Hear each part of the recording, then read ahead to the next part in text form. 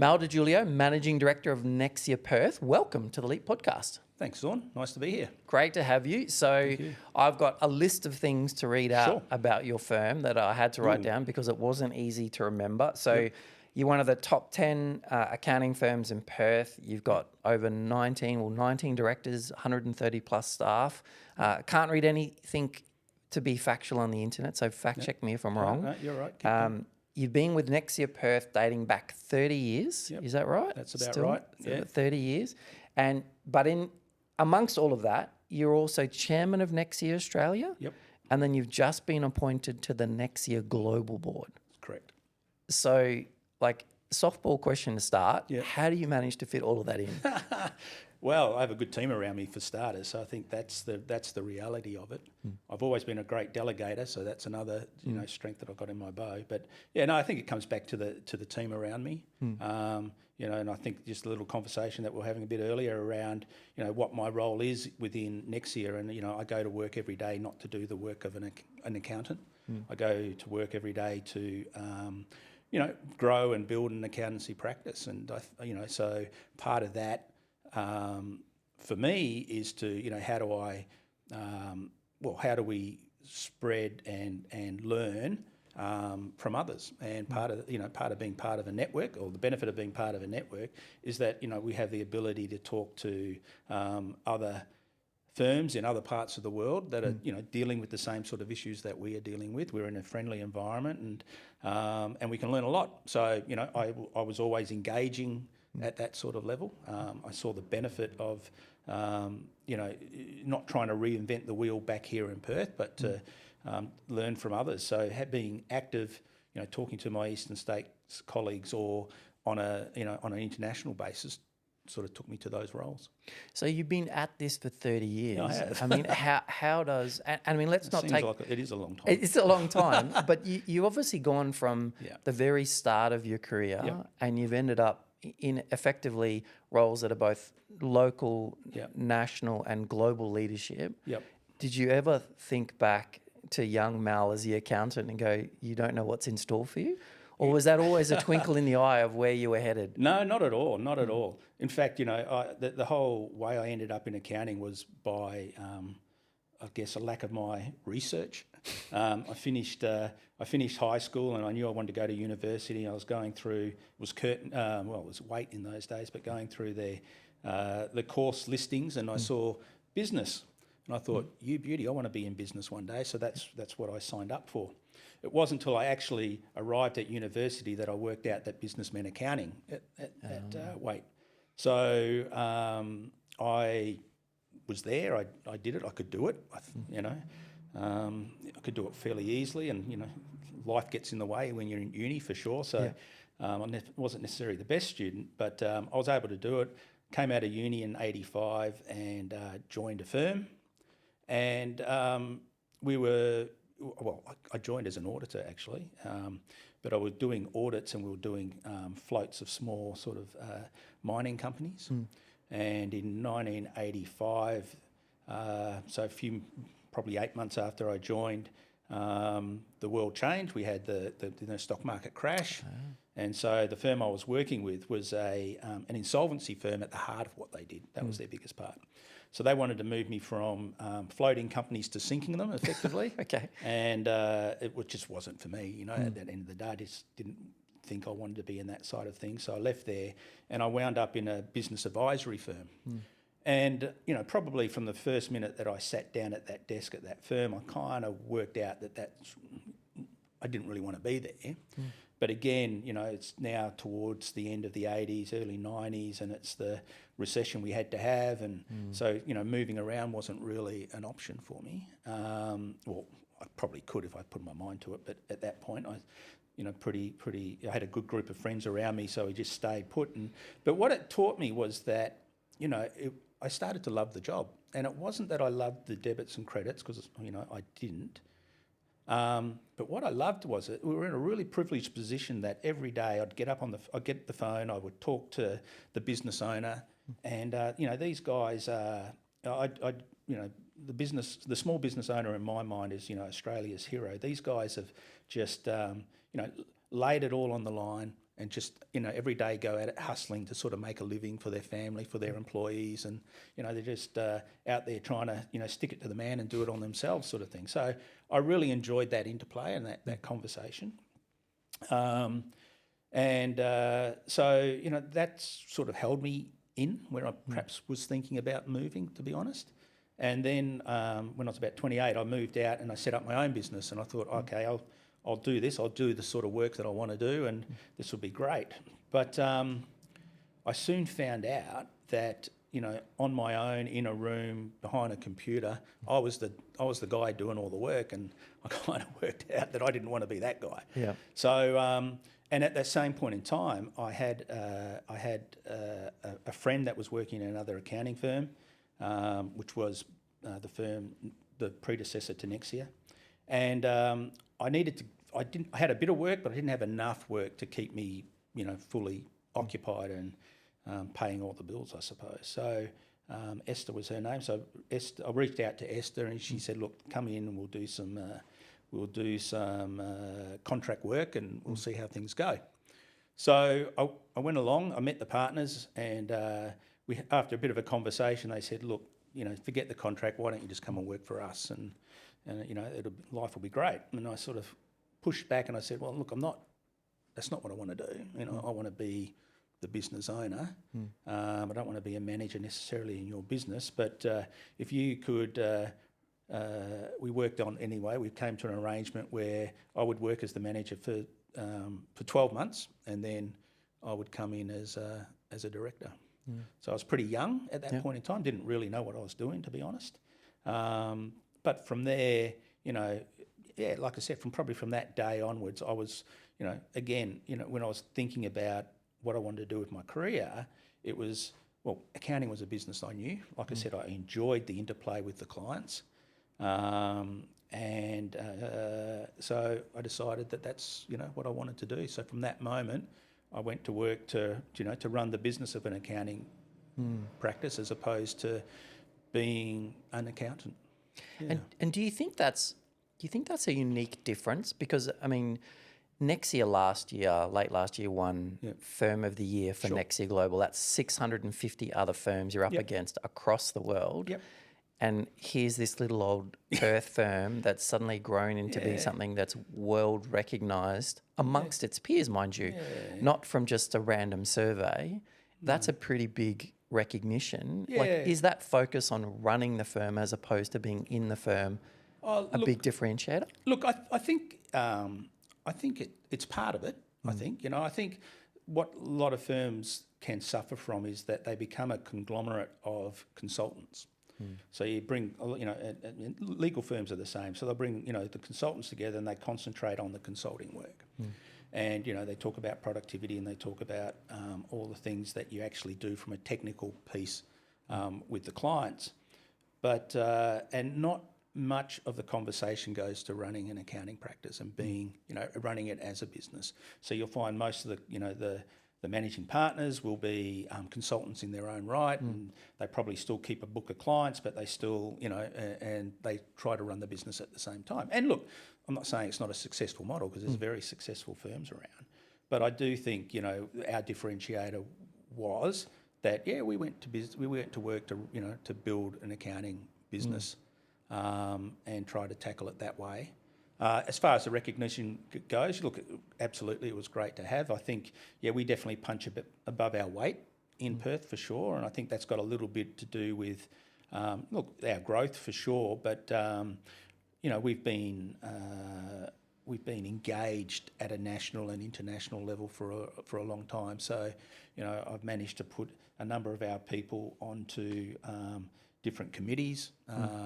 So I think it was a recognition of just, from this little firm, you're right, but the engagement we had at an international and a national level was a lot larger than perhaps we were. And to be honest, we flip that back to building out your business model, that was part of it, because, I've always said to the guys, every good idea we've implemented, I've pinched from somebody else. And so, if you're not how are you getting, if you're sitting there just consulting every day to your client, how are you getting those new ideas into the firm? How are you getting those new things to work on if you're not out there exploring? So knowing that the out there exploring piece, not necessarily the natural habitat of, some of the consultants we have, even in at Nexia, to sort of push them out of their comfort zone and get them engaged with different conversations, I think has been a good thing, and it led to, the growth that we've had. And is that the same advice you would give to other business owners? Because you spoke about not having to reinvent the wheel. There's many of these ideas or innovations out there. They might be in industries adjacent to their own. For sure. But is that advice you would give to other business owners? 100%. I think, the small business owners, life is going to work every day, putting out fires, right? And, there's the old adage, work on and not in your business sort of thing. And I guess, most people go into business because they're good at what they do.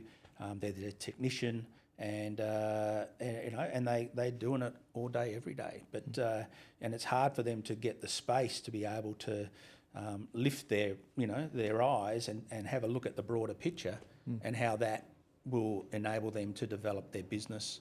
And in many respects, the freedom that they're looking for what the business can bring them and, help them live, maybe a better life. But, I think it's a big issue.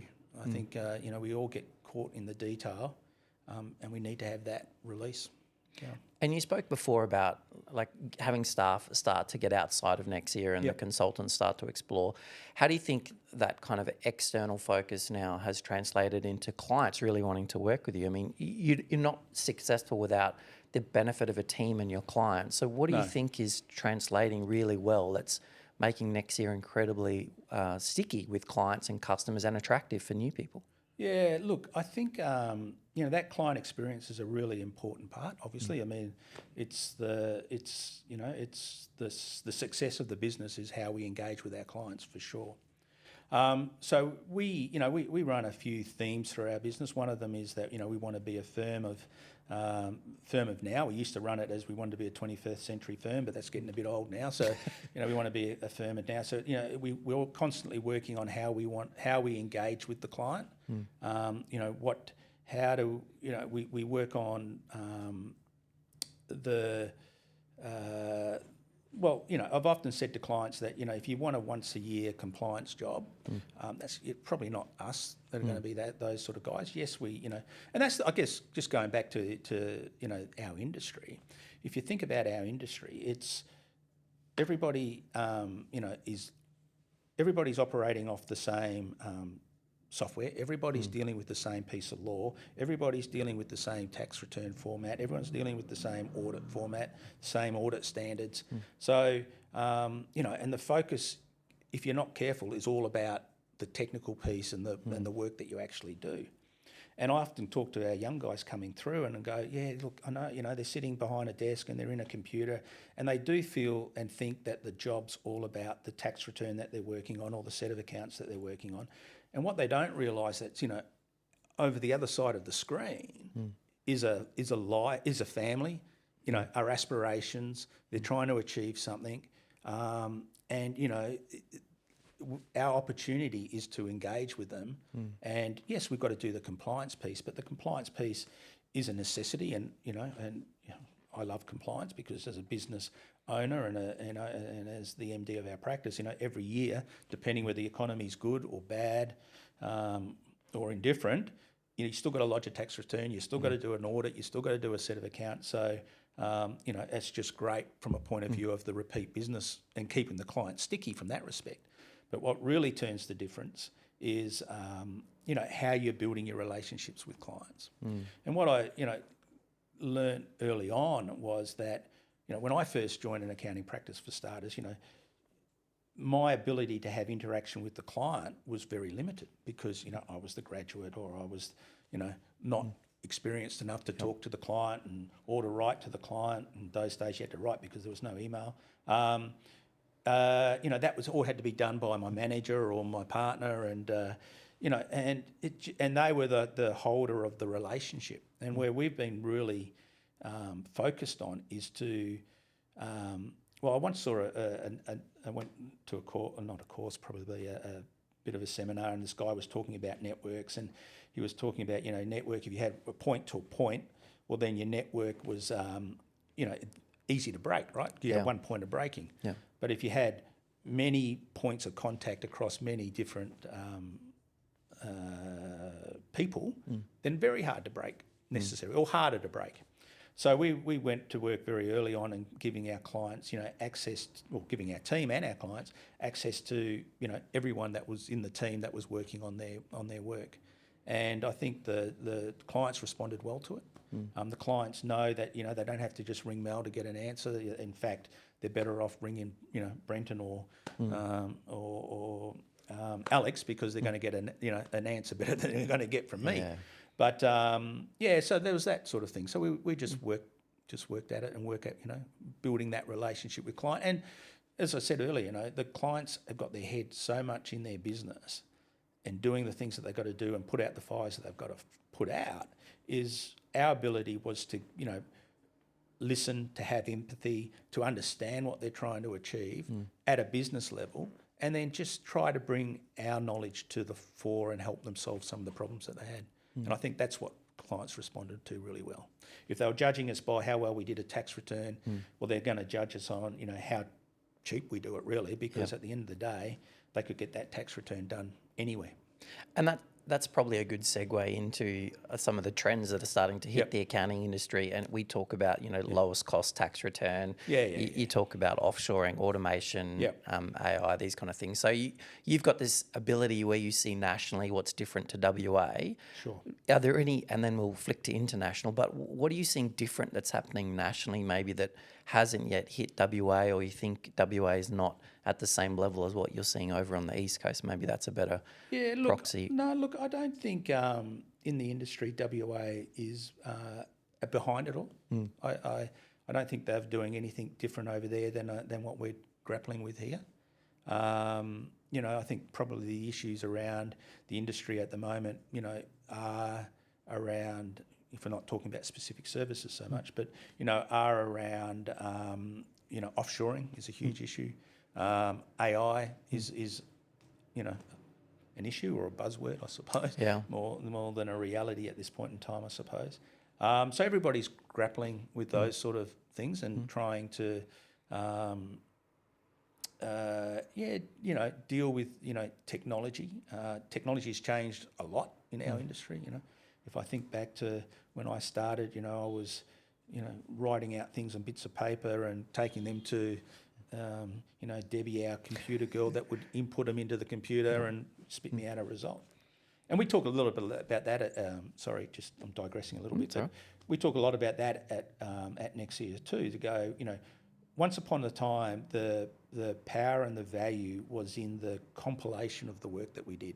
So we were compiling, we were collecting, the old picture of a shoebox coming in and the accountant working through a shoebox. But that's effectively what was happening. We were taking bulk information from a client and trying to condense it into a result.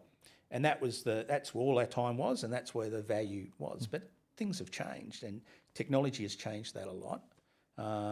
And now we talk about, and I talk to the young guys at work, going, we still got to do the compilation, so there's work to do there, but that's not where the value is, because like I said, everybody's doing that.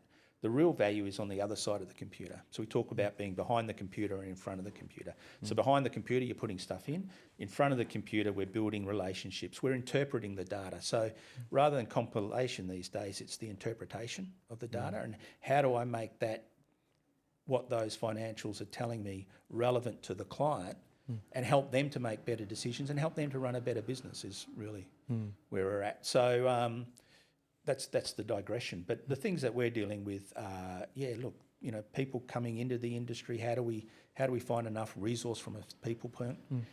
Technology is a wash. I think the cloud's been fantastic and it's enabled my business to develop for sure. But I think a lot of the promise to a small business that the cloud indicated would occur probably hasn't occurred. It's our, it's how we deal with that. I look about how many different bits of technology I've got in my business today. We've got just a plethora of stuff, and I think that I keep telling the guys too. It's easy, and I'm a big problem with it. The next shiny thing come along, I'd like to grab and have a look at. And nowadays, you buy a bit of technology that costs you, a few dollars on a per user sort of basis. But then I was listening to a talk the other day, and one of my operations teams told me we've got over 100 different pieces of applications in the office, right? So starting one day you wake up and you've got 100 bloody bits of software going on. So, and I think that's the issue that everyone's dealing with, that, things are easy and it makes sort of sense. But the problem that I think we've had is that, we will adopt something, and this is, I think, goes to the heart of any sort of new technological piece that comes along, that, you bring on a new piece of software, but you do continue to do what you did yesterday with it. Your habits don't change. Your habits don't change. So everything changes, but nothing changes. It's sort of that situation, right? So, and I think that's where we've done a lot of that. And I think most accounting practices are doing a lot of that. So a lot of the promises that the technology has done, it hasn't eventuated because we haven't explored it enough. And again, if you're too busy doing the work and you're too busy using it just to consult how you did yesterday, then you're not necessarily going to make those changes. So, one of the ways we've sort of dealt with that is we created a new position, which is a business systems analyst. We had to come up with a name. I don't know if that quite sits it, but it was one of our, bright young, she's out of our admin team actually, Bridget.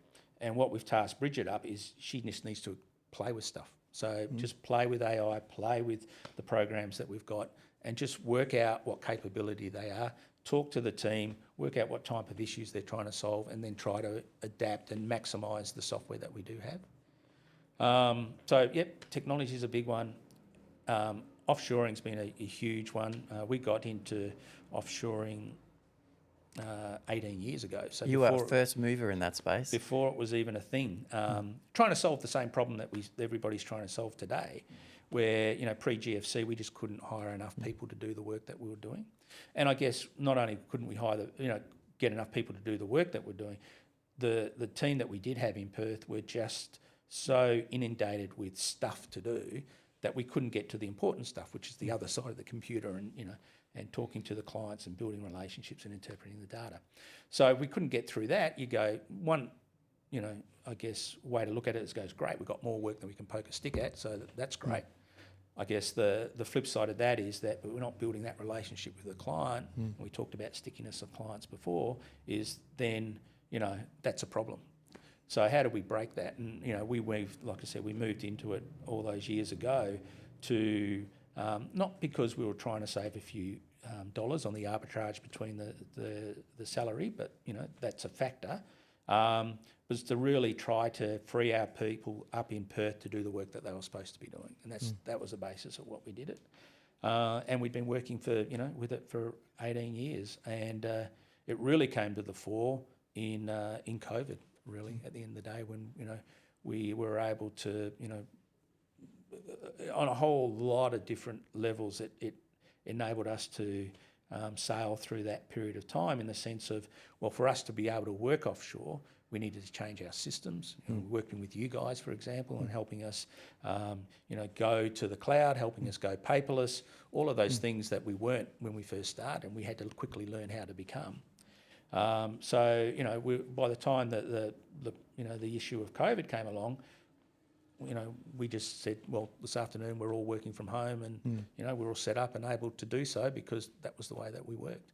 And a lot of so we knew how work flowed between between people when they're not actually sitting next to each other and seeing each other. So that's been good. And then but then COVID, I guess, brought along.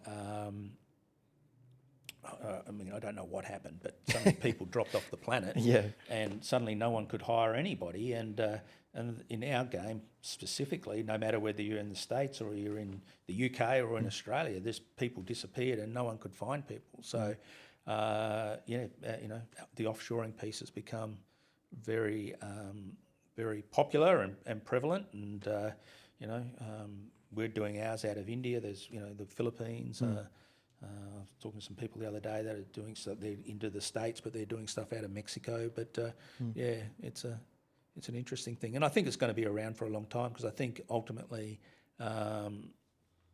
if you look at people entering university studying accounting or business, as it was, the numbers are dropping. So, the ability for us to find, the graduates and that coming through, I think it's going to continue us through a long time. And is that a trend, Mal, that you see with lower people going to uni doing accounting, the ability to use technology and offshoring? Do you see that helping you meet the need going forward into the future? And is that something other businesses need to think about in their own industries that are maybe white collar or knowledge working industries? Yeah, look, I think they do. I mean, that's the opportunity. It's been a great experience for us from a personal level for me, working with it, setting it up, and connecting to another part of the world, I believe we're citizens of the world, not necessarily just citizens of wherever you end up landing. And the ability for a little Perth firm to connect to another part of the world and to have them, build relationships with them, build friendships with them, and create a solution that we're able to, take to the market and build a business around has been terrific. And I think so. You need to look a bit broader. I think. I think you've got issues you need to solve. So how are you going to solve them is the piece. I see that happening. That being around for a while. I see it not only in accounting practices, but because we're in the accounting game.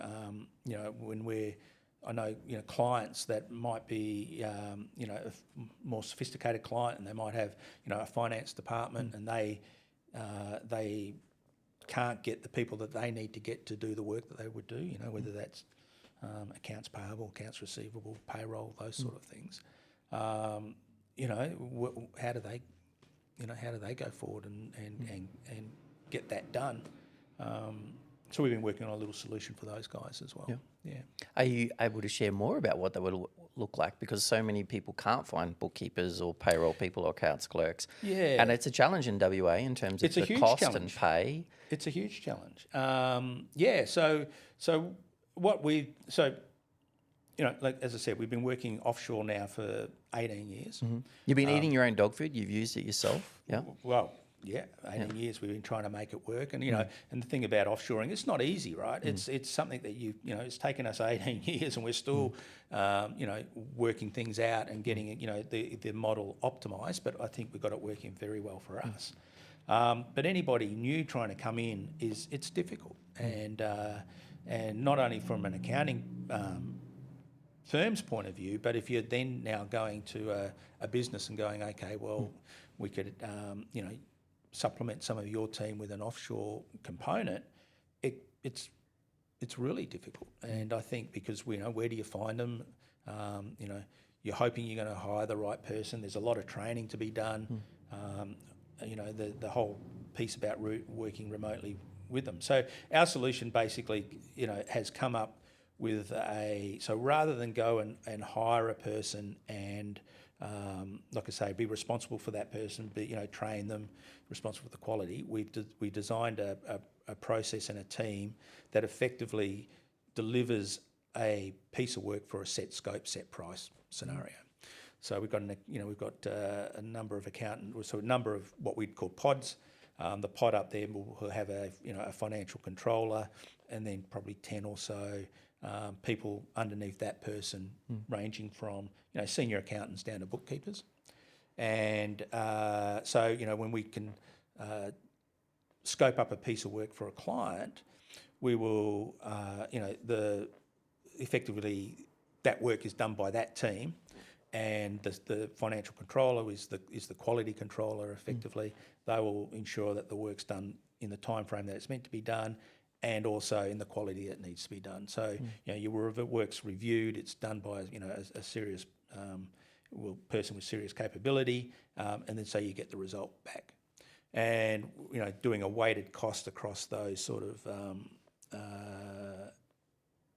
salary points, it's very economical, and it's a way of it's a way for us guaranteeing the client gets a result. And you've made something quite unique where you're giving people what they want, which is the output. Yeah. Like they want the result of their accounts entered. Or I mean, if we talk about it, and accounting is very similar to IT, people don't really want to have to do a tax return. They just want the outcome. They want it done. Yeah, absolutely. And you don't want IT issues. You just want IT solved. Yeah. So you get into that scenario. You see that trend happening internationally, or was that something that you've identified and thought this is a gap in the market where we think we can, based on our experience, add a layer of value that they wouldn't otherwise get? Because there's a lot of challenges with offshoring. Look, there is a lot of challenges for outsourcing for sure. And look, I'm going to give away a few of our trade secrets, but look, I think the way I see it is that, like I said, I think I said earlier, the cloud, promised a lot, but I don't think it's delivered everything that it could. So, and it all started back, I know from accountants are good, businesses are good, businesses that, have a lot of fear mongering amongst them. So, there'll be people that spruik that compliance is dead and therefore, you've got to become business advisors. And then, the other bit is around, the advent of the cloud, or in fact, it happened before the cloud where, I guess accounting packages like MYOB came out. And, the accountant firms were, really worried about, clients doing their own accounting on MYOB. These are smaller type businesses rather than more sophisticated. So all that work's going to go and what's going to happen. And I can tell you what's happened is we've just got more busier, not less busier because of it. And then the cloud came along and the same sort of story, right? But, if you, the way I think about it, and I tell our guys at work, is that you go to any really good, successful business and you go into their office and you look for the most worn out piece of carpet. The most worn out piece of carpet is between the CEO's office and the CFO's office. And I say because the CEO needs to know the numbers and the CFO, that's their job, right? To provide the numbers that they can make decisions on. So our opportunity is to own that piece of carpet, and that's Nexia's strategy. That's my strategy anyway, maybe not Nexia's. So how do we own that bit of strategy? So from a sophisticated clients piece, we're all about doing the advisory work, obviously the compliance work, helping them with our offshore solution, implementing that. For the smaller clients that are effectively, they might be using a Xero or they might be using, some software program in the cloud. Predominantly though, their accounting is still done on an annual basis to do a tax return, to get a profit figure and times it by a rate and do it, and that's your tax payable. So that's what's happening. So that goes back to that argument, everything changes but nothing's really changed, right? The opportunity is to be able to have those businesses have their accounting done, learn from their numbers, and have those numbers inform the business how to run a better business and make better decisions. So the only way you can do that is to have those businesses having the information at hand, readily at hand, in a timely manner, in an accurate manner, and in a manner that makes sense that they can make decisions on. So that's our opportunity. So how do we bring that to those businesses is something that we've been exploring now for a number of years, and that encompasses us using technology and using our offshore team. Because what we're able to start to do now is to provide a managed service to clients and go, okay, well, you just concentrate on running your business. I've got a good mate of mine who, and this is how this is the conversation that sort of set it up in my mind anyway. So Rob, he's in the pearling game, and Rob was going, I'm in Broome. Can't get anyone. I can't find an accountant. I don't know what a good accountant looks like. Even if I found a good accountant, I don't know what I should be asking for. I don't know the information they're giving me is right, wrong, what I should be having, what I shouldn't be having. So, all I want to do is sell pearls. So I said, all right, mate, why don't you just do the business and you just concentrate on that. The accounting piece is what we do all day, every day. So why don't we set up your accounting department within our business, and that's what we'll do. And so that's what we did. We've been doing it now for about 5 years. Rob couldn't be happier. He's getting everything that he needs, and and away we go. And that's been available to us. If I was trying to do that 10 years ago, 15 years ago, it wouldn't work for us as a business because we just wouldn't make any money out of it. You know, if we're just trying to, you know, you just couldn't get the margin on the people based in Perth, you know, working in a very intense, labour-intensive way to make it work. But, you know, bringing, like I say, technology, bringing the offshore piece, now we can start to make a margin on it, and it starts to make sense for us. So that's what I'm trying to drive down to, you know, the smallest business. So if we can capture their bookkeeping, you know, it's not the bookkeeping work that I'm necessarily after, but if I'm able to do it, I'm able to make a margin on it, then providing that business with the information that they need to be able to, you know, run a better business, it's going to be great for our business because they'll grow. As they grow, they're going to need, you know, other advisory services, and away we go. It's like owning the function. So it's like owning the function. Yeah. And the other, you know, we're talking about client. I haven't given away too many secrets, but you know, talking about clients before about being sticky, and you know, we run I never admit this to a client necessarily, but we run a strategy of entanglement. So what I'm trying to do there, again, you know, is about entangling Nexia's business with the client's business. Again, trying to create a network that's very hard to break. So I talked a bit before about, you know, having multiple points of contact. You know, we talk a lot about we service the client as a firm, not as an individual. So, you know, we've got a lot of advisory services that, you know, can help the client, you know, run a better business, and with, you know, when that need sort of confronts them. So, you know, how do we bring the attention of that to the client so that they can take the benefit of that is something that we work on. So if we work on cross service lines, you know, multiple points of contact, the other big one is technology. So if I can entwine our technology with the client's technology, we work off the same ledger, we do all the accounting piece, makes it very sticky. Yeah, and you see that, which is such a unique angle for clients, but also for businesses in general, because if they were to flip that around and they think about their own models, their own way of, you know, they're doing, technology opens up avenues like this. Yeah, offshoring opens up avenues like this. Yeah. And you spoke before about, you know, the cloud, whether or not it's technology and it gets more complex, it does allow you to use and leverage resources in different countries. Yeah, I agree. Given your kind of seat at the table globally with Nexia, looking across different practices around the world, what are some of those trends you think that you're starting to see in other parts of the world that haven't yet hit Australia? Or do you think we're kind of leading in the space of, let's say, accounting and maybe technology in that segment, or for small businesses? Look, I think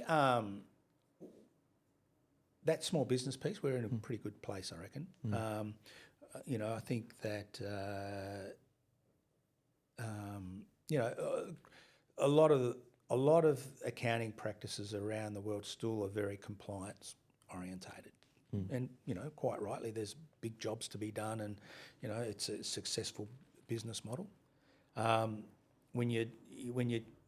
I think from an Australian point of view, I think, you know, most firms are still on that compliance bent. I think Nexia, certainly in Perth, on a little bit different sort of approach to it all.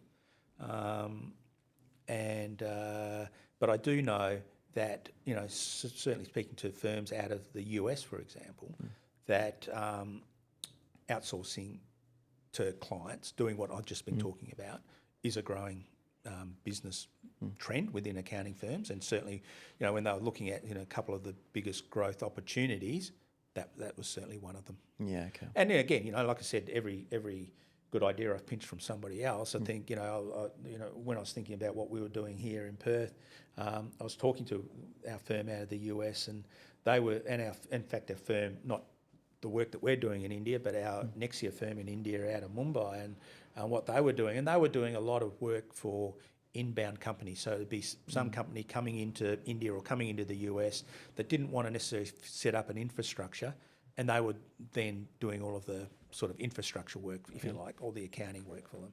And that gave me the idea of then going, okay, well, if they're doing it for that, why don't we apply it to the way that we're doing, for what we're doing? So that's definitely a growing area.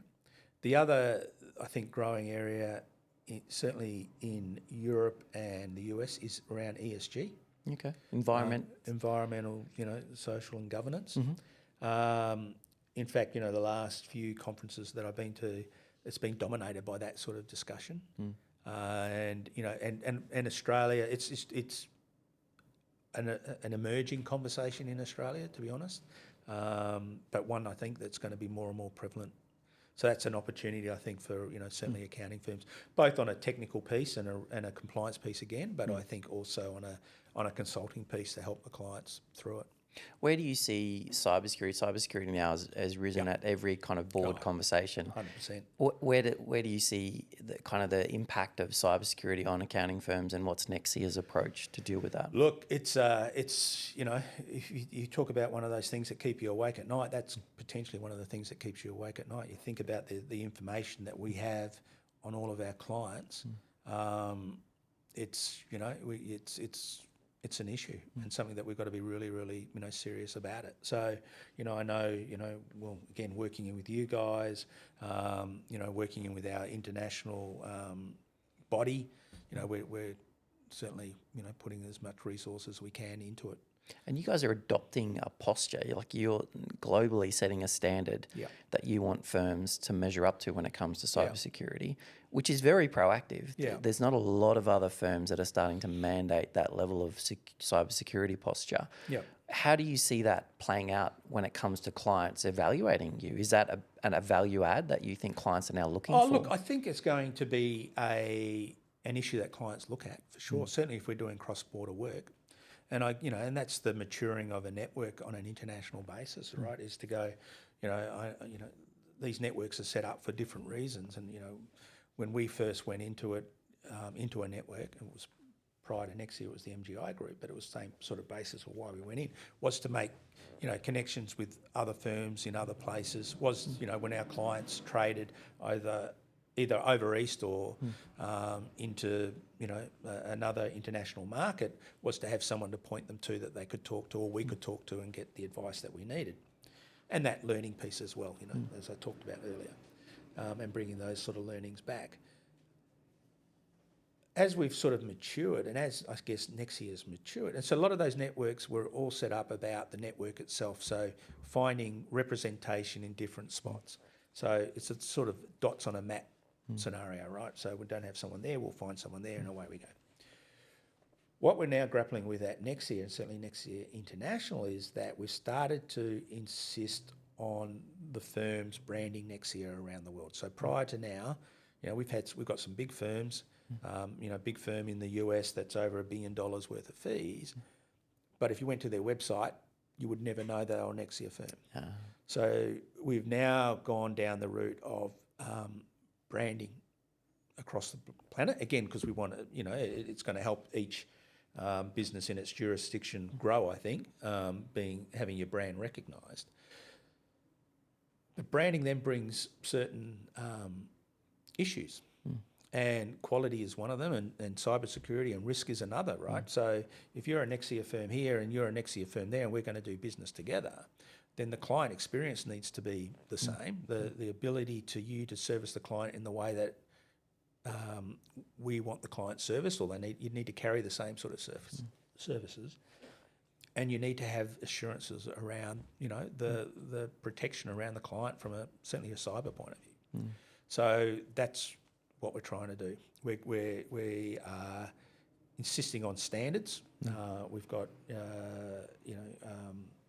that, and we have different levels, and we're actually putting people on a ladder depending on the level that they're in. So if I know I'm going to engage Zorn and he's in the USA, but he's a level 2, well, that might not be acceptable to me from a point of view of the level of security that I'm looking for, and I might need a level 4. Wow, okay, so you're risk rating firms in the network to be able to understand, for this level of client, this level of confidentiality or security, I've got to go to this level firm. Wow. Because when you're common brand, if you get one letdown, that affects everybody. So we've got to protect that, and we've got to make sure that we're able to provide a robust system. You've got the benefit in Nexia. You have internal IT. You have a good kind of cybersecurity posture. What advice would you give to owners who are still sticking their head in the sand when it comes to cybersecurity? I'd say don't. It's a real risk. You might not you might not see it and feel it because it's it's in the ether, I guess, but it's real. And we've had we've had issues in our office of cyber security issues that we've had to deal with, and it's real. So I would say don't put your head in the sand.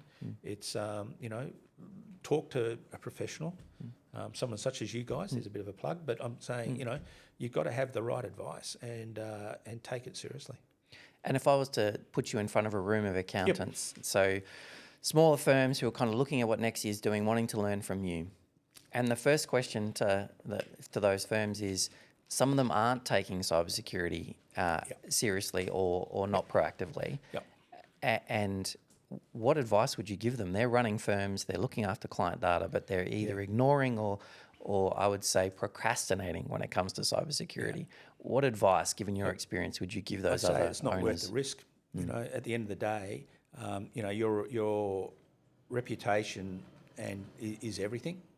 And if something gets through, or you've clicked on the wrong email, or you've an issue has happened, it can change your business in an instant, and it's just not worth the risk. So I'd say, like I said, take it seriously. Talk to a professional about it. It doesn't necessarily have to be a hugely costly, exercise. And it comes down, and in a lot of cases, it's an education process too, and just making sure that you're doing the right things that enable and reduce the risk. This is what we should be doing. And if we were to look at technology, Nexia's been very nimble. You've been kind of quite innovative. You've had first mover advantage in a lot of areas. You obviously, that's separated you from other firms. But again, talking to that same audience of other accountant owners, they're reluctant to move or change technology platforms. They're kind of stuck in the dark ages. I joke that some kind of people go back in time when they walk into some accounting firms. It's the complete opposite with Nexia, which you've leveraged to be an opportunity now and a differentiator. For those other firms who are kind of still grappling with innovating and keeping up and just change in general, what would you tell them? Well, I'd say, and it goes back to that problem I talked about earlier. At the end of the day, accountants, consultants can be very comfortable in front of the computer doing their work that they're doing, and you can get lost on the fact that that's the business, right? Knocking out the tax return, knocking out that sort of stuff. So, what's the need to change, I guess, is where these people would come from. I'm still being able to do my tax returns. I'm still being able to do that. I keep myself busy and that side of things. But there's a lot of opportunity that will enable you to develop. If you want to develop your business, that enables you to develop your business. So our change was not change for change's sake. I mean, look, I like to keep my eye on, what's happening and what new stuff's out there, because I think that gives me opportunity to see how it applies to our business model and does it enhance it or doesn't it.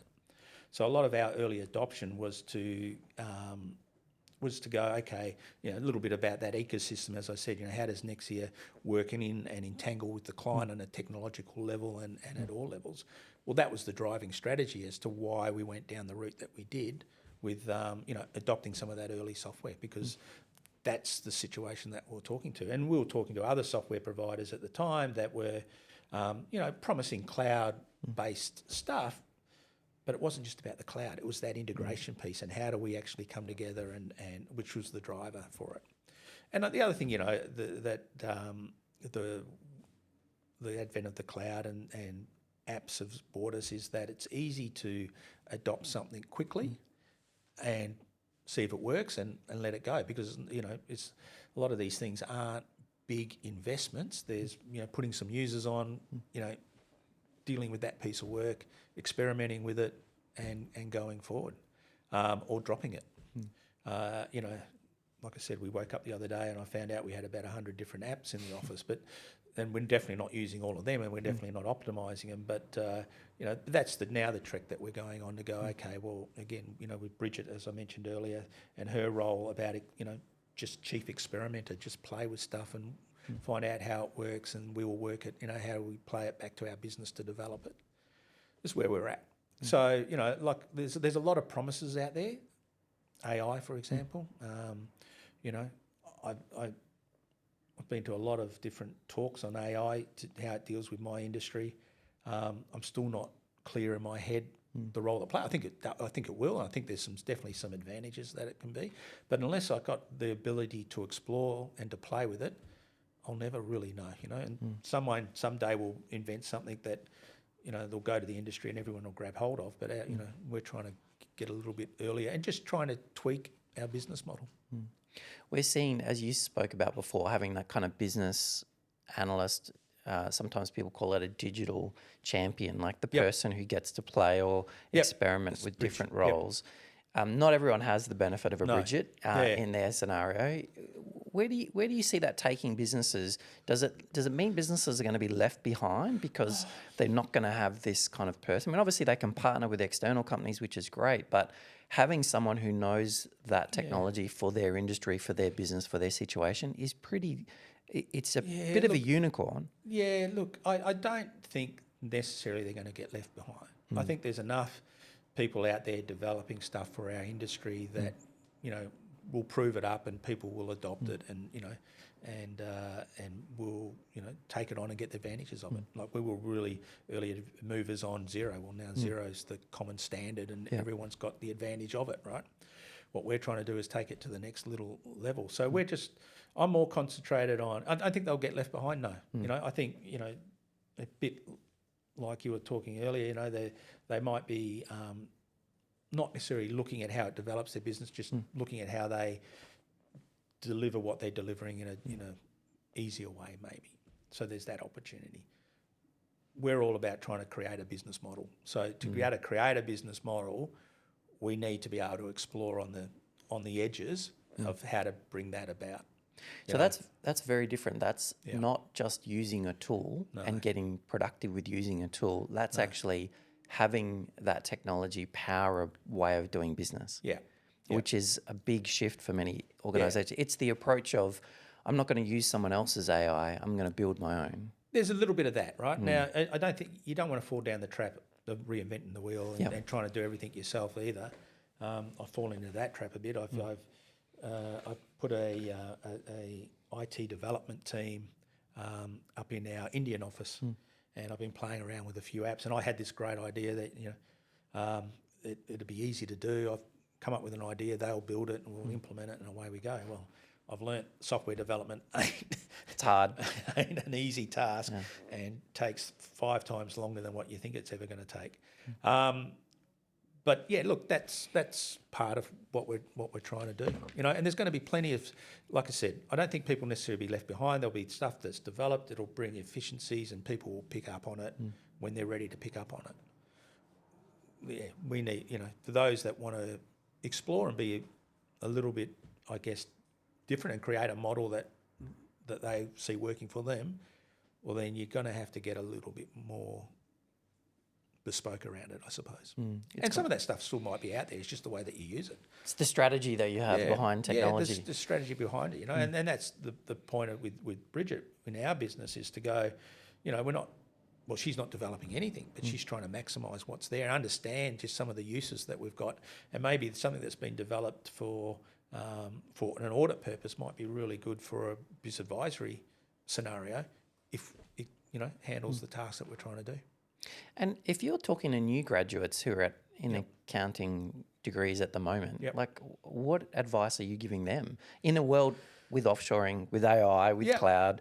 What kind of advice are you giving them going in? Well, I still think it's I meet with every new team member that comes in and sort of give them a bit of the history of where we're about, what we're trying to build, and I still tell each and every one of them. I love the industry that we're in, and it still goes back to that same thing I talked about earlier, which was every day you get the opportunity to talk to a business owner that's just out there trying to hustle to make it work, and you've got the ability to apply your skills to that situation and help them do what they need to do. So that's the great part of it.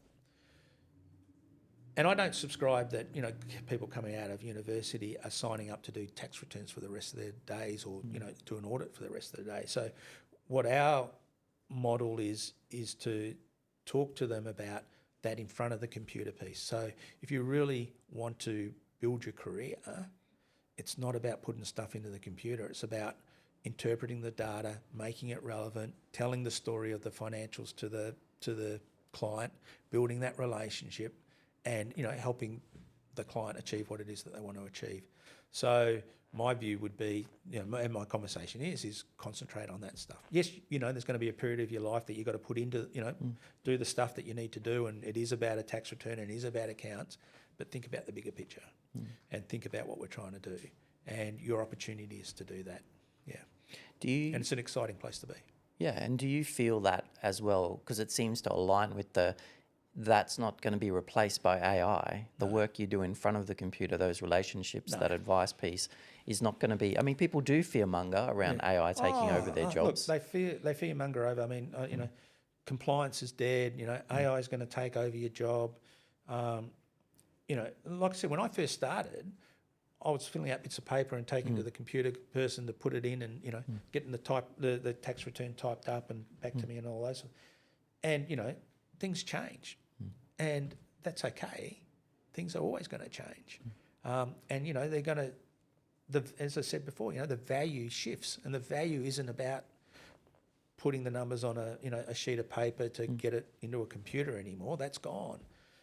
What's the real value is that piece in front of the computer. So just be adaptive. AI, I think, is it's definitely a thing. Like I said, I'm still trying to work out how it applies to our business. We've been playing around, and Bridget's been playing around with Copilot, and we've got a cohort around that, and even I've seen how that applies to some of the work we're doing. So taking a company secretary taking minutes of a board meeting, for example, and getting a transcript of it, and just saving them the time of sitting down there typing it all in. So definitely applications for it. And again, I think it's a case of experimenting with it and playing with it. But, I don't think it's this big thing that's going to come in and take over, and we're out the door. I've seen a lot of commentary that people are underestimating how much AI will be kind of the enabler for more productivity. What's your take? Australia's had a big productivity problem. People talk about it frequently. Productivity is forefront in the mind of most professional service firms. Yeah. No, what do you see that role? Well, look, I think so. I think it's going to aid in our productivity for sure. I think and yeah, absolutely. We've tried to solve it over the years with many different things, like our offshore team. And people will say, used to say to me, well, your offshore's got a limited life because AI is going to take it all over and you won't have a use for it. I go, well, sure, but I can look back now 18 years, and the work that our team in India were doing then, as opposed to what they're doing now, is very different. It morphs and adapts, and we're going to be able to add more value. So yes, I do think it'll help with productivity, but I don't think it's the answer to everything. And I think the thing that our industry needs to crack, which is the whole thing around technology and how it's adapted to and what benefit brings to our industry, is that it actually hasn't brought the financial benefit that it's promised, I suppose, in many respects. It's enabled us to get busy, but we're just getting more busy. So we've grown and got more busy, and the technology has enabled us to grow and get more busy, but it actually delivered on the margin. Yeah, it hasn't increased your gross margin. Hasn't increased your gross margin at all. In fact, I argue that it's decreased it, because I use we use Class Super for our super, and I have this gripe with them all the time. I go, well, I used to pay $3,000 a year for our superannuation package that they all worked on, and we did all our stuff on it, and away we go. We had the same sort of numbers in our team before and after, and then Class came along, and it's a good product. Don't get me wrong; it's a fabulous product. But effectively, what it's cost me is $300 a client now, over 300 clients, because now I've got to pay for it on a per instant basis, and all of the promises that it said that it was going to deliver, well, it hasn't delivered. Now, that's not necessarily because it can't. That's a bit on me as well, in the sense, we haven't optimised it, we haven't done all the things that we could be doing with it that brings that. So I think that's the next trick to it, this technology piece, from certainly on our journey, is how do we start bringing some of that value and that maximisation of it to the fore. Do you think that change where, you know, a lot of times for those of us that didn't grow up with technology, we do have to adapt and change a habit. But for some people, we assume when they come in and they've grown up with the iPad or the iPhone, that they will naturally be more productive. Are you seeing that play out, or is your view, no, you still need to train and invest people on these platforms? 100%. You still need to train. I mean, look, there's no question that, you know, the young guys coming through are much more technical savvy than you know, guys of my vintage for sure. And it's no, you know, it's no accident that we've got, you know, Bridge in her mid-20s, you know, exploring and not, you know, a guy in his 50s sort of thing. So that's no accident. But yeah, I think, you know, and we, you know, I can't have people that aren't willing to make the change and aren't willing to, you know, and in some cases we've used technology to do precisely that. So, you know, we needed a new way of working, and no matter how we designed the process or what we said we were going to do, people just gravitate to the way that they've always done it. So in a way, when we brought in new technology, we go, no, bugger it, we're just going to bring in this new technology. It's going to break the habit. You can't do it that way anymore. You've got to do it that way because it's the only way you can do it. So you've used it as like a forcing mechanism to change people. Absolutely. Yeah, because we've got to keep, you know, you've got to keep moving. Yeah. You've got to keep moving.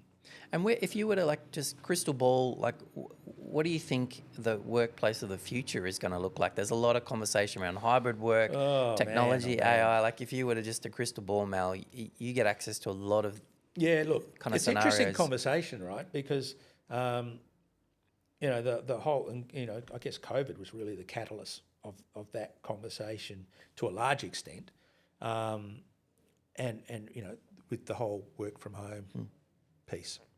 And, you know, in Perth, we're in a different ecosystem than in other parts of the world for sure. So, you know, I think we were out of the office for a total of about 8 weeks, really, and maybe a couple of weeks and a couple of other times. But, so it wasn't really a thing. I know our Melbourne firm, it was a big thing, and they're still struggling today to get people back to the office. And, you know, and the conversations around the world really about, you know, what does the future of the office mean, and you know, what are we going to see going forward? And you know, I know our Melbourne office, for example, a couple of years ago now, they moved premises and they redesigned their office, and they designed it specifically for less people than they had, because they had this thing that was going to be always the case. I'm not necessarily so sure it's going to be that case. I think there's no question. You know, we have more people in our office circling between home and the office on a regular basis. We specifically in Perth, I don't have a work from home policy. I didn't want to go down that route, because I think as soon as I went down the route of saying you could work, you know, 2 days from home, then everyone was going to work 2 days from home. So I said, look, effectively, we have a statement that just says, you know, we've got a flexible environment, you know, but we work from the office. We do our best work from the office. It's where we mentor, train, you know, all of those sort of things. It's where we build culture. But I do realise that, you know, life gets in the way, and sometimes, you know, working from home is needed to be done. So we're flexible for that, but we want you in the office. Yeah. So that's our scenario. Because I worry about it as a business owner, and I think, you know, we talk about, you know, what's been successful about Nexia. Well, yes, it's certainly our client relationships, 100%, but it's also the culture that we've been able to create in the organisation. And I think, you know, I really worry about how do you create and maintain a culture on a dispersed basis. You know, I know personally, you know, the conversations that I have over Teams are very different than I have at the coffee machine. So, you know, how do you do that sort of thing is what I'm about. So that's why we've taken the route that we've taken. And I think, you know, talking to other firms around the planet, it's changing. And there is a more of, you know, and I've had some of the US firms go, well, that's it. Working from home's never going to be a thing again. We're not going to have it, because the productivity, you know, maintained for a while, but it does drop. Yeah. You know, I think, and that's definitely what they're finding. So they're now calling people back in. Yeah. So, you know, where does it land? I don't know, but I think our model, it suits us, and happy with it. Do you see, if you were looking at the business the way it is now, are there any big disruptors? I mean, people talk about AI, but it's very generic still, and you've got to be bespoke. I mean, what do you think are the disruptors that outside of cybersecurity that keep you up at night when it comes to? Oh, look, cybersecurity is definitely a risk, and that'd be something. But look, I don't know. I mean, look, AI, like I said, is an issue, and it's something that I think is not. It'd be more of a friend than a foe, I think, ultimately, and I think it'll help our business. I think if the future of anything, I'm really excited about. I think and I'm certainly excited about our business model and what I think we would bring to the small business owner, and how we will work with them and beside them, and I think there's a huge opportunity going forward. I don't subscribe to the fear mongering of compliance is dead, and I had a conversation the other day where things are easy these days too, right? So the cloud, Xero feeds into other applications, and those other applications are not only available to accountants, they're available by anyone. And there was a bank, and one of the major banks would talking with their client, and they took the client's numbers and they ran them through a program. It was either Fathom or Spotlight or one of those. Printed out a report which 30 pages thick and go, here you go, and here's a bit of value add for you. And I go, oh, right, and the guy, the younger partner in at work was going, oh, look, they're encroaching on our territory, they're taking it over, and they're doing all this. And I go, yeah, look, I get it, they can do all that, but I said, what does it mean, right? It's 30 pages of rubbish at the end of the day, because you've got it's not just because you can doesn't mean you should, and it doesn't mean it's relevant. So what your opportunity is to go through, maybe those 30 pages, pick out the 3 or 4 things that actually mean something, and report that and have that conversation with them. Thinking value add is about giving the client more stuff. You're on the wrong track.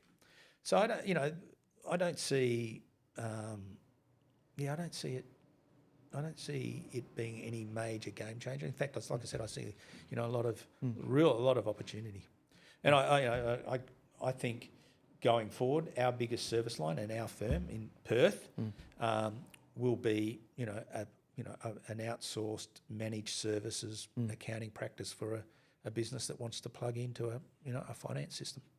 And when you're thinking about that and you think about like what that creates and what that means to business owners, a lot of accountants got kind of, I don't want to say jumped the gun, but they went hard into analytics and the reporting on Fathom or Spotlight and thought that was the value add. It was kind of like this drowning in data, still starved of insight. And technology has that impact where people can sign up willy-nilly for technology, but it actually doesn't help them navigate anything. And that's the world we're living in. And I say to our guys, wasn't that a great thing? Let them do it, right? Because it means nothing. And and this is the trap. If accounting firms thinking they're adding value by spitting out a report and providing that to the client as part of their their pack and their tax return, it's meaningless. It means nothing. It's not. The ability of the cloud says that you're being able to talk to your client in real time, right? I know, this is the fallacy I had with, the back sort of prior to the cloud, and they're talking about, cloud's just coming out, and we're dealing with the software, and there's all these spruikers around going, compliance is dead. You've got to be a business, advisor. And I'm going, one is I look at little Johnny out there, graduate on the floor, and he's, how's John going to be a business advisor? He hasn't seen a business. He's only been in here and he's knocking out tax returns, right? So that's how do you create that? Is an issue. And I go, well, maybe I can't create John yet as a business advisor, but what we can make him is a bloody good accountant. And what we can, so we can, use the cloud that gives us real-time information that enables us to interpret the data, provide a real-time story to the client that enables them to act on something. That's the promise. But that's not what's delivered. Like I said, 90% of, I think, accounting work done these days in accounting firms is, end of the year, the accounts are done, the tax return's done. That's what you do your accounts for. And so be it. Let's get on to the next thing. And if people are, going, well, we're going to value add by printing out one of these reports, good luck to them, but it's no value add. It goes back to our strategy, I think, of getting in front of the computer, interpreting it. I mean, I've looked through those reports generated by our stuff. If it's rubbish in, rubbish out, right? So if the accounts aren't set up to deliver the right stuff, then the report's out's bloody useless. I've sat down with some of our guys that have spat out one of these reports and going to give it to the client, and we'll go, well, clearly it's not right.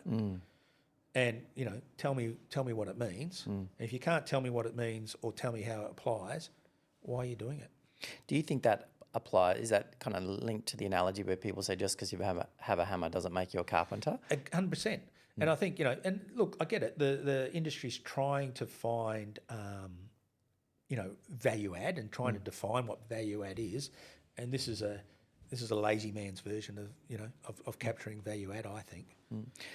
There was post-COVID, there was the rise of partners kind of branching out on their own. So the cost to be on their own and solo kind of practitioners, thanks to automation, the cloud, a little bit of offshoring, meant that they could stand up a firm. And many businesses now, whether it's legal or even IT, they're doing the same thing. There's no barriers to entry now. No.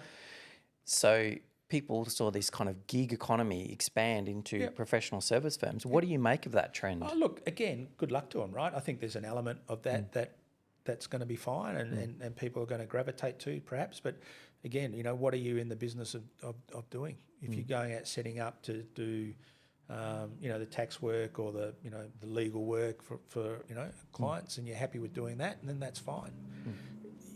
You're not necessarily going to, if you're not building a business though, let's get that right, And I once, one of the things that's always stuck in my head, if you think you're in business and you're the person that it centres around, then you've got to realise that you don't have a business. You're working for a person, and the person's a madman, and that's yourself, right? Yeah. Because that's what it is. So some people like that, and some people just want it in their control, and technology will allow them to do it, and away you go. And you're right, you can get a little bit of leverage through technology, but offshore as well, and it'll allow you to do a bit more than what you'd otherwise be able to do. But that's a different ball game. As it relates to the big end of town. So you think about Australia's always had the big four accounting firms.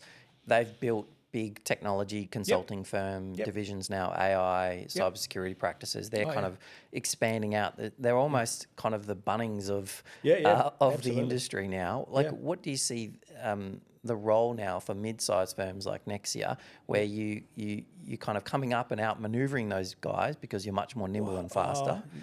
Yes. I don't think we're necessarily out manoeuvring them. And they do a fantastic job, don't get me wrong. I mean, I know they've had their own issues in the press, but that's a few rogue people probably more than anything. I think their business model's been great, right? They've been focused on advisory services, and I don't think accounting practices even really relate to their descriptor anymore. At the end of the day, they are a bunch of consulting services across a whole range of stuff, and I think they bring resource to it and they do a bloody good job at it. My client isn't their client, and we're not chasing their client at all. There's a little bit of crossover in some of the audit work and corporate work that we do, but as a whole, the private-owned business person, they're just not geared up to be able to make it work, really. And that's our sweet spot. So we're not trying to grow bigger. In fact, we want to be a growth story because growth brings reward and it brings opportunity, but we're not trying to grow for growth's sake, and we're certainly not trying to move up the ladder anywhere. But I think there's a real sweet spot that we're in that is neglected a little bit in the marketplace. Not from a point of view of clients, of businesses working with accounting firms to get their compliance work done. I mean, they can get that done across any of them. But that sweet spot about working in an advisory role, with the small business is where we're at. So our concentration now is, and I guess might as well go full way and tell you a strategy. But we capture that accounting work. My goal isn't just to capture that accounting work to give them the benefit of our insight and the interpretation of the financials. I talk about that bit of carpet between the CFOs and the CEO's office.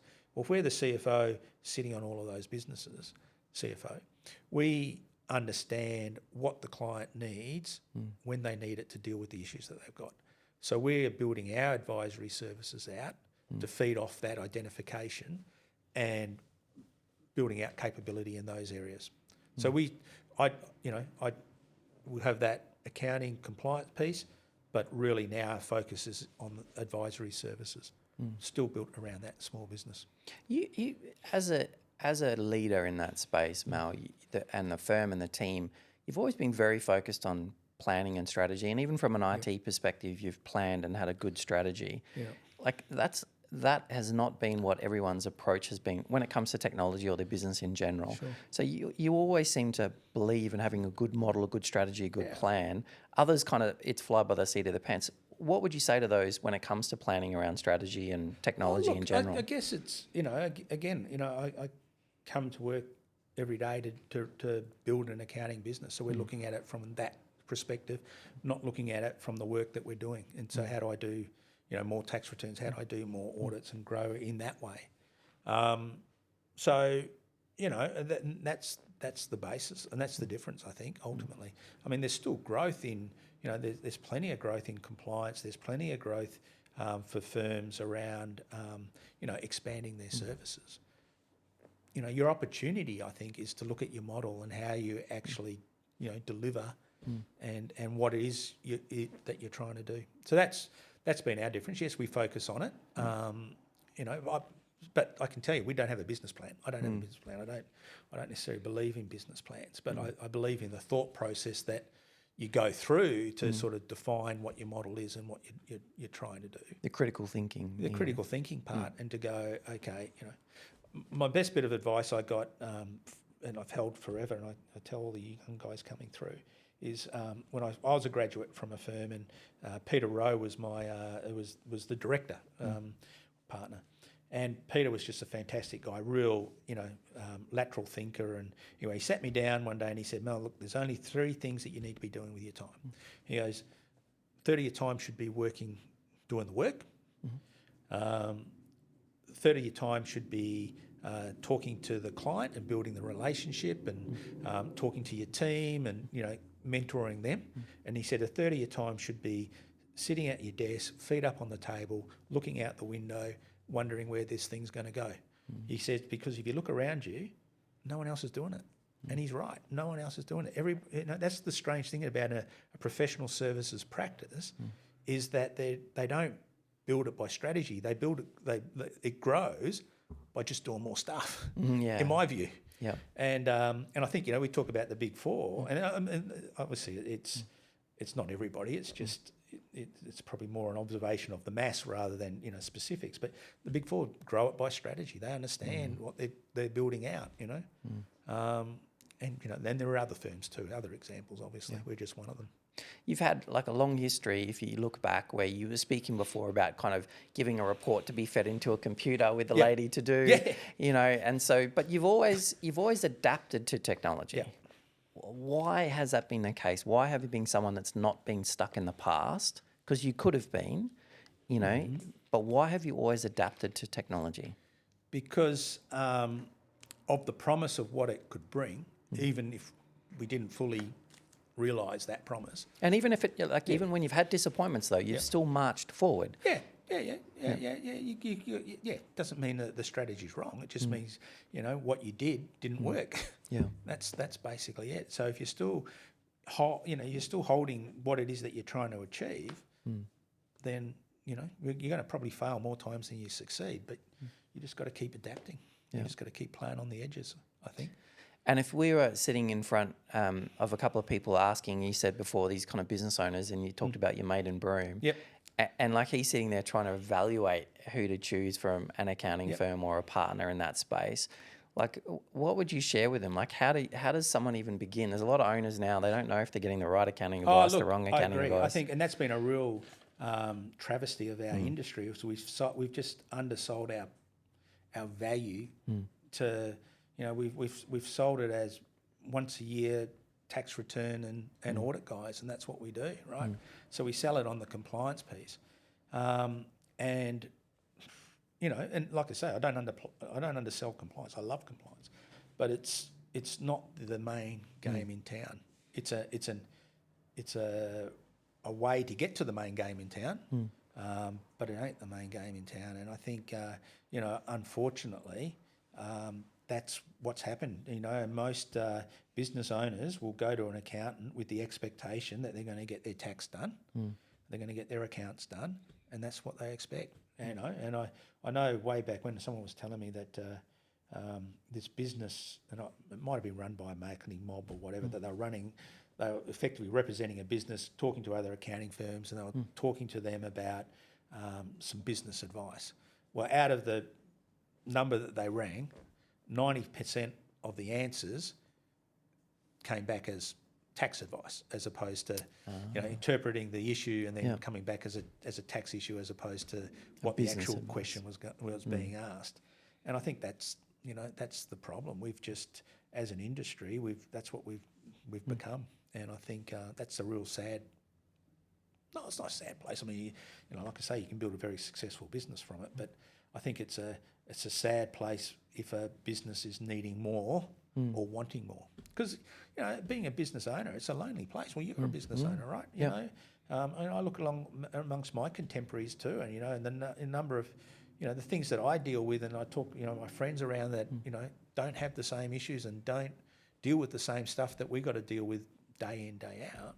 Where do they go to? And who do they talk to, and how do they get perspective, and how do they get that clarity to enable them to make the decisions that they need to make and go forward? Is an issue, I think, and it's an opportunity for us if we're willing to step up to that plate. So do you think when you're meeting with new clients, or your staff, a kind of team are there who are leading a lot of these engagements, are they looking, is that kind of the promise or the preference, is to understand their business, understand what they're looking for, rather than trying to filter it into the compliance box or the tax box? 100%. You got to, you've that old adage, you got two ears and one mouth. You got to listen, you got to understand. And the problem with technical people is they feel they've always got to have the answer, and they feel that they've always got to solve the problem, right? And I'll talk to the young guys and I go, you're going to the client with an answer to the problem the client doesn't even know they have, and you've already presupposed it. Or you go into a meeting with an opinion. I go, opinions are like arseholes, right? Everyone has one, right? And what the clients want isn't another opinion. What they want is a method to be able to get to the solution. So how do we, as a service provider, help facilitate the exploration of the solution? Is what we should be all about. Yeah. And I think that's where. And I think that's the trick for young guys coming through. And that's how you're going to build a relationship. That's of real value to the client. That's what makes them stick, is having that person that will help them solve the issues and see that clarity, and be on their side, and have that empathy, and not, like I said, not trying to understand what it is that they're trying to achieve before you actually try to jump in and help. And for other business owners who are kind of in that busy, I don't want to say rat race, but they're in that kind of cog where they're just turning the wheel and keeping busy. And you're talking about spending 30% of the time looking forward. What would you encourage them to do when it comes to that 30%, whether it's keeping pace with technology, trends, innovation? Look, I would say you need to explore where you can connect to people that will help you do that. We run sessions in work with Wendy, one of our business advisory directors. She runs a sort of business network session where she'll bring in, I don't know, up to 20 sort of people across a number of different clients, and just work them through either latest trends, different problem solving techniques, different issues that perhaps businesses are facing, might be cybersecurity, might be a whole range of things, and just create that conversation. So again, it gives the business owner the opportunity to get out of their business and just clear their head and start to think about it. I sit on a board of a mining services business, and the CEO there, Vincent, says to me he looks forward to it. every, I think it's once a quarter. He said he looks forward to it because it just gets him out of the office into a different headspace, and he can start to think about the things that, you know, he doesn't think about when he's putting out fires every day. So there's that. You know, I try to connect our guys into different organisations, the CEO Institute, you know, a tech group. There are different opportunities to just broaden your network and get that feedback. It's a bit like our strategy of trying to get my people onto committees on an international basis is precisely that. Yeah. Just to get a different perspective and hear what other people are doing. And form those relationships that can make a difference. And form those relationships, absolutely. Is there any questions that we haven't asked you today, Mal, that you wanted to talk about? I feel like I've spoken a lot, mate. Well, if there's nothing else that we haven't covered, I wanted to thank you for being a guest today. Thank you for being part of the Elite Podcast. It's been great to have you. Thank you for having me.